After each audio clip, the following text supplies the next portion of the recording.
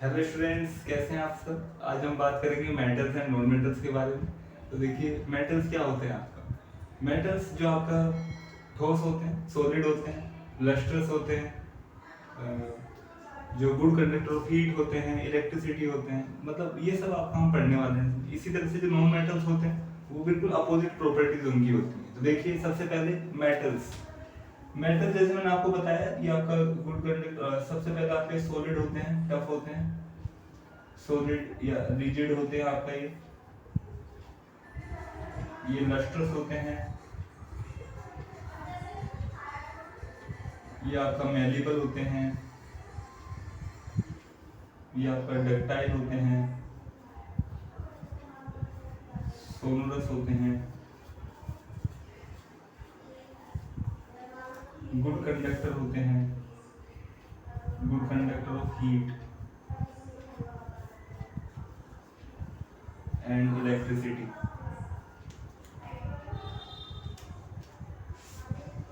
तो देखिए, ये जितने भी मैंने यहाँ पे बातें लिखी हैं फिजिकल प्रॉपर्टीज होती हैं। जो आपके मेटल्स होते हैं उन सभी की कुछ प्रॉपर्टीज होती हैं जो हमें फिजिकली, मतलब आपका अपीयरेंस, जो उसका फिजिकल जो आपका दिखाई देता है हमें, जिसके बेस पे हम बात करते हैं कि आपके सॉलिड होंगे, टफ होंगे, या फिर आपके रिजिड होंगे। लस्ट्रस मतलब आपकी शाइनिंग सरफेस होगी इसकी। एंड उसके अलावा मेलिबल का मतलब it can be converted in thin sheet by hammer, with the help of hammer, by beating with hammer. So हम इट कैन बी, इसे आपका जो कन्वर्ट कर सकते हैं थिन शीट में, पतली चादर में आप इसे कन्वर्ट कर सकते हो। तो ये कहलाता है मेलिबिलिटी, जो इसमें देखने को मिलती है। अगर आप किसी और सब्सटेंस जैसे प्लास्टिक पे आप करोगे तो ब्रेक हो जाएगी आपको। तो मेटल्स की प्रॉपर्टी होती है कि मेलेबल होती है। मेलेबल के अलावा ये डक्टाइल होती है। डक्टाइल का मतलब क्या है यहाँ पे आपका, डक्टिलिटी। डक्टाइल जो इसकी प्रॉपर्टी होती है, इसके द्वारा आप एक बहुत लंबे वायर बना सकते हो। आपने देखे कॉपर के वायर होते हैं, आपने एल्यूमिनियम के वायर देखे हैं। तो आपके जो वायर है ये आपको मेटल से बनाए जाते हैं, नॉन मेटल से नहीं बनाए जाते हैं। क्योंकि प्रॉपर्टी जो है इनकी होती है आपको डक्टिलिटी वाली, कि इससे आप लॉन्ग वायर बना सकते हो। जैसे गोल्ड है, 1 ग्राम सोने से 2 किलोमीटर लंबे वायर बनाए जा रहे हैं। तो क्यों बनाए जा रहे हैं? क्योंकि वो आपका, उसकी प्रॉपर्टी है, उसकी ऐसी प्रॉपर्टी होती है कि आप इसे थिन वायर, पतले वायर, लंबे वायर, मोटे वायर, मतलब आप उससे वायर बना सकते हो बहुत लंबे लंबे। Long wire can be drone, long wire can be formed with the help of metals, because this is the property of metal कि it is ductile in nature. Next है सोनोरस। अगर हम सोनोरस की बात करें तो आपके साउंड प्रोड्यूसिंग होते हैं। ये साउंड आपका प्रोड्यूस करते हैं, बहुत ज्यादा साउंड प्रोड्यूस करते हैं। जो बेल होती है आपके स्कूल्स में, है ना, उस पे आपका, हम प्लास्टिक की बेल क्यों नहीं यूज करते हैं, वहां पे आपको आयरन के, लोहे की बेल ही क्यों यूज करते हैं। हैमर से जब उसे हिट करते हो तो इतनी तेज आवाज आती है। तो इसका मतलब क्या हो गया कि वो सोनोरस प्रॉपर्टी होती है कि ये आपका साउंड प्रोड्यूस करते हैं। और जो साउंड होती है बहुत ज्यादा होती है as compare to other materials, other non metals के कंपैरिजन बहुत ज्यादा होती है। तो जिस वजह से आपका इस सोनोरस प्रॉपर्टी का आपका यूज किया जाता है। नेक्स्ट आपके यहाँ पे good conductor of heat and electricity. ये आपका गुड कंडक्टर होते हैं हीट के, मतलब बहुत जल्दी गर्म हो जाते हैं आपके, और इलेक्ट्रिसिटी के, है ना। अब जो तवा है वो आपका प्लास्टिक का बना होता है तो वो तो जल जाता है, इसलिए आपको उसी के, आपका जो तवा, ये आपका जो पैन होते हैं ना, आयरन पैन जो होते हैं आपके, ये सब जो होते हैं ये आपके मेटल्स के बने होते हैं, है ना। तो इसलिए आपका यहाँ पे आप मेटल्स को यूज करते हैं आपका कोई भी यूटेंसिल बनाने के लिए, कोई भी आपका। अब जो बहुत जल्दी जो चीजें गर्म होती हैं वो आपका यही होती है, इतनी जल्दी प्लास्टिक भी गर्म नहीं होती है। तो इसका एक हीटिंग इफेक्ट है कि आपके गुड कंडक्टर ऑफ हीट है, अगर आप हीट दोगे तो हीट भी जल्दी हो जाते हैं आपका। और ये इलेक्ट्रिसिटी को भी पास कर सकते हैं, करंट पास की जा सकती है यहाँ पे मेटल्स की वजह से। लेकिन आपका नॉन मेटल्स है, उससे के अक्रॉस आपका करंट पास नहीं कर सकती। इसीलिए अगर कोई आपका करंट किसी को लग जाता है तो हम उसे, आपका जो लोहे की रोड से नहीं छुड़ाएंगे, उसे लोहे की रोड से छुड़ाएंगे तो फिर उसे भी छुड़ाना पड़ेगा जो छुड़ाने गया था, है ना। तो इसलिए हमें क्या यूज करना पड़ेगा वहां पे, लकड़ी, या फिर आपका कोई भी नॉन मेटल कपड़ा हो गया, है ना। तो आप ऐसा कुछ भी ऐसे यूज कर सकते हो जिससे आप उसे बचा सकते हो, है ना।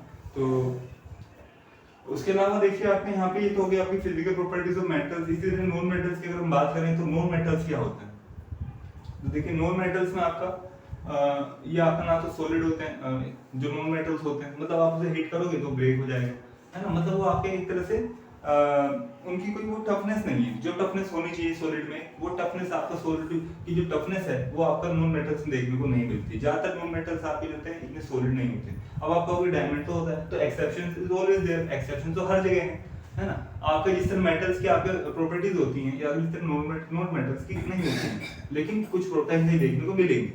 तो अब यहाँ पे आपका लस्ट्रस, लस्ट्रस का मतलब जो चमकीलापन है, जो आपका शाइनिंग सरफेस है, ये मेटल्स में दिखाई देती है, नॉन मेटल्स में दिखाई नहीं देती है ना। सो यहाँ पे आपका ये बिल्कुल इसके अपोजिट वर्क करते हैं। इसी तरह से आपका मेलेबल है, मेलेबल आपका मतलब it can be converted thin sheet, आप इसे थिन शीट में कन्वर्ट कर सकते हैं, लेकिन नॉन मेटल्स को आप थिन शीट में कन्वर्ट नहीं कर सकते हो। आप उसे थिन शीट में कन्वर्ट कैसे करोगे, आप उसे हीट करोगे तो वो तो टूट जाएगी, वो आपका टूट जाएगी, उसे आप थिन शीट में कैसे कन्वर्ट करोगे। सही। नेक्स्ट है आपका डक्टाइल, डक्टिलिटी की अगर बात करें तो ये आपका लॉन्ग वायर से नहीं बनाए जाते हैं आपका, और बनाएंगे भी क्यों, क्योंकि करंट तो पास ही नहीं करना हम उससे, क्योंकि करंट पास होता ही नहीं, तो यहाँ पे आपका ये डक्टिलिटी भी इसकी नहीं होती और सोनोरस भी नहीं होते हैं, मतलब ये साउंड भी प्रोड्यूस नहीं करते हैं। और उसके अलावा जो लास्ट पॉइंट है आपका यहाँ पे good conductor of heat and electricity, तो आपका जैसे मैंने अभी आपको बताया कि ना तो जल्दी से गर्म होते हैं और ना ही आपके करंट को पास करते हैं। जैसे किसी को करंट लगता है तो हम उसे छुड़ाने जाएंगे तो हम कोई कपड़ा या कुछ लेके जाएंगे।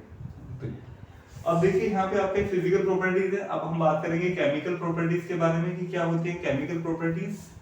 सो chemical properties of metals and non metals की बात करने वाले हैं यहाँ पे। तो देखिए सबसे पहले रिएक्शन विद एयर।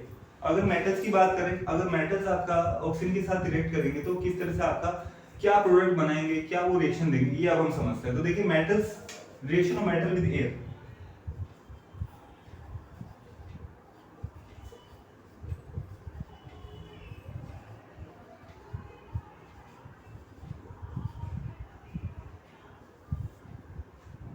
कोई भी आप मेटल ले लीजिए, जैसे आप सोडियम ले लीजिए या कुछ भी आप ले लीजिए, तो आपका जो मेटल्स हैं जब भी आपको ऑक्सीजन के साथ रिएक्शन देंगे, एयर के साथ रिएक्शन देंगे, तो आपका मेटल ऑक्साइड बनाते हैं, है ना। जैसे कॉपर है, आप देखिए कॉपर आपको ऑक्सीजन के साथ रिएक्शन करेगा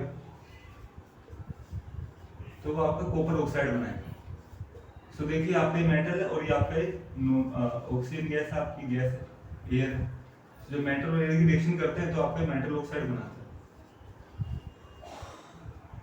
तो कुछ इस तरह का आपका बेसिक स्ट्रक्चर होती है। जो भी आपका मेटल्स होते हैं जब वो ऑक्सीजन के साथ रिएक्शन करेंगे तो मेटल ऑक्साइड बनाएंगे। अब उसके अलावा आपका नेक्स्ट यहाँ पे, अगर मैं आपका नेक्स्ट टॉपिक पे चलूं, यहाँ पे आपको और भी बहुत सारी मेटल्स होती हैं, जैसे आपका हाईली रिएक्टिव मेटल्स होती हैं, मॉडरेट रिएक्टिव मेटल्स होती हैं, लो रिएक्टिव मेटल्स होती हैं, वो भी तो आपको ऑक्सीजन के साथ रिएक्शन करती हैं। तो वो किस तरह से बिहेव करेगी, क्या सब एक से एक जैसे बिहेवियर शो करती हैं? तो देखिए अगर मैं बात करूँ आपका पोटेशियम की, पोटेशियम, सोडियम, कैल्शियम, मैग्नीशियम, ये आपका अगर हम ऊपर से नीचे की तरफ चलें तो सबसे ज्यादा हाईली रिएक्टिव मेटल्स होती हैं। Potassium, sodium, calcium, magnesium. अब अगर मैं पोटेशियम में सोडियम की बात करूं, सोडियम को हमेशा आपका केरोसिन जल में डुबो कर रखा जाता है, क्योंकि ये तो बहुत ही ज्यादा रिएक्टिव है। आप पानी उसे केरोसिन से बाहर निकालोगे या पानी में डालोगे, कहीं पे भी आप रखोगे तो वो जलने लग जाएगा, क्योंकि वो इतना ज्यादा रिएक्टिव होता है कि उसमें आपका एकदम से आग लग जाता है। जैसे ही वो आपका ऑक्सीजन की प्रेजेंस में आता है तो वो तो बहुत फास्ट रिएक्शन देगा, क्योंकि वो सबसे ज्यादा हाईली रिएक्टिव मेटल्स में से एक है। उसके अलावा आपका अगर हम बात करें मैग्नीशियम की या फिर आपका एल्यूमिनियम की, तो जैसे एल्यूमिनियम है, अगर एल्यूमिनियम आपका ऑक्सीजन के साथ रिएक्शन करेगा तो आपका एल्यूमिनियम ऑक्साइड बनाएगा। देखिए जैसे आपका एल्यूमिनियम है और आप एल्यूमिनियम की रिएक्शन ऑक्सीजन के साथ करें तो ये बनाएगा एल्यूमिनियम ऑक्साइड, है ना। तो ये आपका एक तरह से ये भी आपका रिएक्शन होती है। जैसे मैं आपसे बता रहा हूँ कि सबसे पहले पोटेशियम आता है, सोडियम आता है, मैग्नीशियम आता है ना, कैल्शियम आता है, एल्यूमिनियम आता है। तो एल्यूमिनियम आपका कहीं ना कहीं मॉडरेट रिएक्टिव एलिमेंट्स में से एक हो गया आपका, है ना, कि एल्यूमिनियम जो है वो आपका ऑक्सीजन के साथ रिएक्शन करेगा तो वो भी आपका एल्यूमिनियम ऑक्साइड बनाएगा। अब इसके बाद आपका अगर मैं लो रिएक्टिव मेटल की बात करूं, देखो सबसे हाईली रिएक्टिव कौन सा हो गया यहाँ पे, सबसे ज्यादा हाईली रिएक्टिव हो गया यहाँ पे आपका सोडियम। मॉडरेट रिएक्टिव में क्या आ गया आपका एल्यूमिनियम या फिर कॉपर। उसके अलावा आपका जो लो रिएक्टिव मेटल्स में आएंगे वो आएंगे आपके सिल्वर एंड गोल्ड। गोल्ड तो इतना ज्यादा लो रिएक्टिव होता है, अगर उसे आपका खानों से भी निकाला जाता है, आपका जो भी आपकी माइंस होती है जहां से भी इसे निकाला जाता है आपका, चाहे वो कर्नाटक की हो चाहे वो आपका साउथ अफ्रीका की हो, वहां पे आपका ये प्योर फॉर्म में मिल जाता है कई बार, क्योंकि इतना ज्यादा लो रिएक्टिव होता है कि आपका किसी के साथ रिएक्ट ही नहीं करता है, तो प्योर फॉर्म में हमें मिल जाता है। तो यहाँ पे भी देखा गया है कि इतनी ज्यादा लो रिएक्टिव एलिमेंट्स है ये आपका, इतनी ज्यादा लो रिएक्टिव मेटल है। ठीक, अब देखिए ये तो थी आपका ऑक्सीजन के साथ रिएक्शन। अगर हम बात करें वाटर के साथ किस तरह की रिएक्शन देते हैं, अब हम उसके बारे में जानते हैं। तो देखिए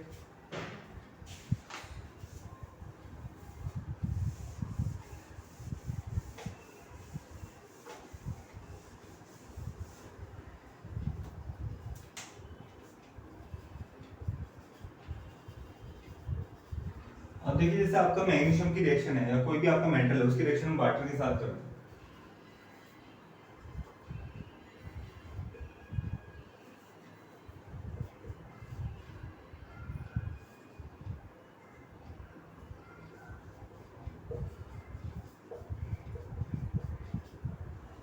तो देखिए आपका ये मैग्नीशियम हाइड्रोक्साइड बनाता है और उसके अलावा आपका हाइड्रोजन गैस ही बनती है। अगर मैं इसे बैलेंस करूं, देखिए आपके यहाँ पे 4 हाइड्रोजन है तो आपको यहाँ पे 2 लेना पड़ेगा, तो आपका 4 ही हो जाएगा। और ऑक्सीजन यहाँ पे कितने हैं 2 है और यहाँ पे भी आपके 2 है, मैग्नीशियम की यहाँ पे भी 1 है, तो ये बैलेंस हो गई रिएक्शन।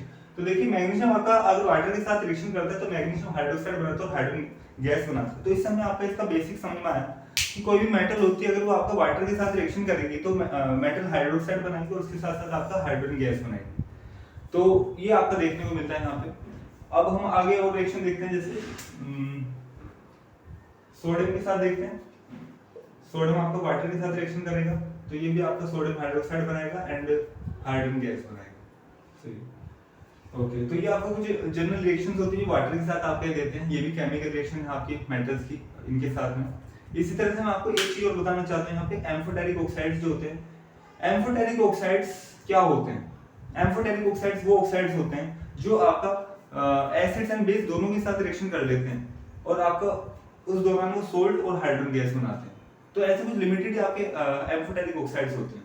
जो भी एम्फोटेरिक ऑक्साइड्स होते हैं वो आपका एसिड्स और बेस दोनों के साथ रिएक्शन करेंगे और आपका सोल्ट एंड हाइड्रोजन गैस बनाएंगे इन दी प्रोडक्ट फॉर्म।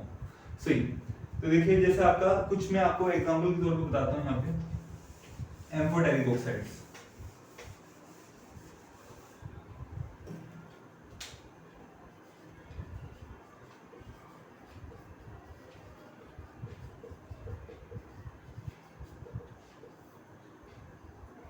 जैसे एल्यूमिनियम ऑक्साइड मैंने आपको बताया। अब एल्यूमिनियम ऑक्साइड एम्फोटेरिक ऑक्साइड आप इसी रिएक्शन हाइड्रोक्लोरिक एसिड के साथ करेंगे तो ये क्या बनाएगा? एल्यूमिनियम क्लोराइड बनाएगा, सोल्ट बनाएगा।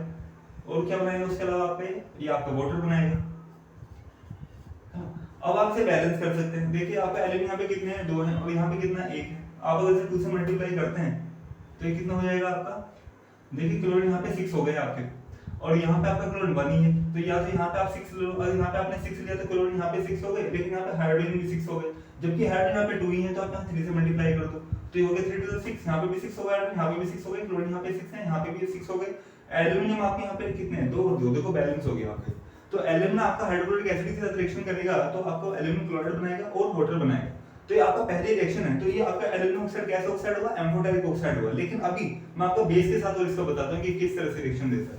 तो देखिए एल्यूमिनियम ऑक्साइड अगर आपका बेस के साथ रिएक्शन करेगा सोडियम हाइड्रोक्साइड के साथ तो ये आपका बनाएगा सोडियम एल्यूमिनेट।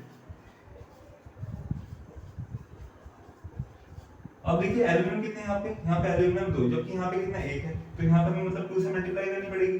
तो ठीक है चलो एल्यूमिनियम 2 हो गए। अब यहाँ पे सोडियम भी आपके 2 है और यहाँ पे जबकि 1 ही है। अगर मैं यहाँ 2 से मल्टीप्लाई करता हूँ तो देखिए सोडियम यहाँ पे भी बैलेंस हो गया, यहाँ पे भी बैलेंस हो गया, एल्यूमिनियम यहाँ पे 2 है, यहाँ पे भी 2 है, ऑक्सीजन यहाँ पे 3 है और एक 1 4, ऑक्सीजन यहाँ पे 4 है, यहाँ पे आपका 2 और 1 3 है। तो हमें ऑक्सीजन को बैलेंस करना है। अगर आपको ऑक्सीजन को बैलेंस करना है तो आपको यहाँ पे 2 से मल्टीप्लाई करना पड़ेगा, तो 2 और 2 4 हो जाएंगे। देखिए अब यहाँ पे 2 से मल्टीप्लाई करते हैं तो 2 और 2 4 ऑक्सीजन हो गए, हाइड्रोजन यहाँ पे 4 है और यहाँ पे भी आपका देखिए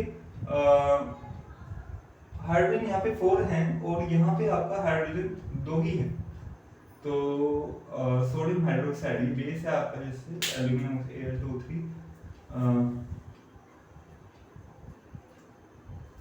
H2। सोडियम आपका यहाँ पे 2 थे और यहाँ पे आपके हाइड्रोजन भी 2 थे, 2 to the 4 and sodium aluminate NaAlO2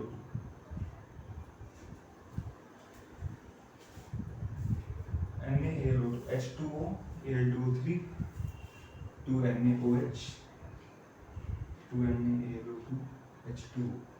अब यहाँ पे आपका जो हाइड्रोजन यहाँ पे 2 हैं आपके एंड ऑक्सीजन भी 2 हैं, जबकि हाइड्रोजन यहाँ पे आपका 2 हैं और ऑक्सीजन यहाँ पे आपका 4 and 5